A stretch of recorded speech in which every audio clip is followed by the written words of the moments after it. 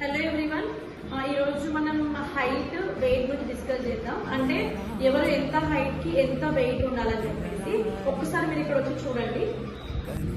అయితే ఇక్కడ చూడండి, ఇక్కడ 5 ఫీట్స్ ఉంది కదా.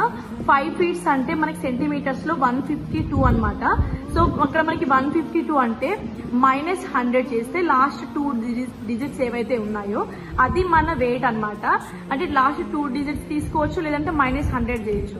అంటే ఇప్పుడు మనం 5 ఫీట్ ఉన్న వాళ్ళు 52 వెయిట్ అనేది ఉండాలి. అయితే ఇంకొక ఎగ్జాంపుల్ తీసుకుందాం.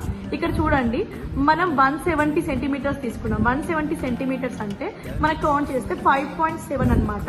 5.7 ఉన్న వాళ్ళు, 170 సెంటీమీటర్స్ ఉన్న వాళ్ళు లాస్ట్ 2 డిజిట్స్ అంటే 70 కేజెస్ వాళ్ళ ఐడియల్ వెయిట్ అనమాట.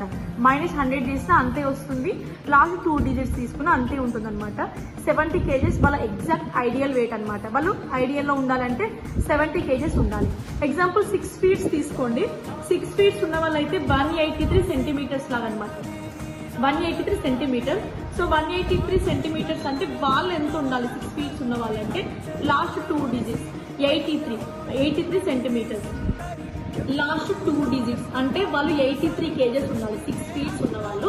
సో ఇట్లా వాళ్ళ హైట్ ని బట్టి వాళ్ళ వెయిట్ అనేది కన్సిడర్ అవుతుంది.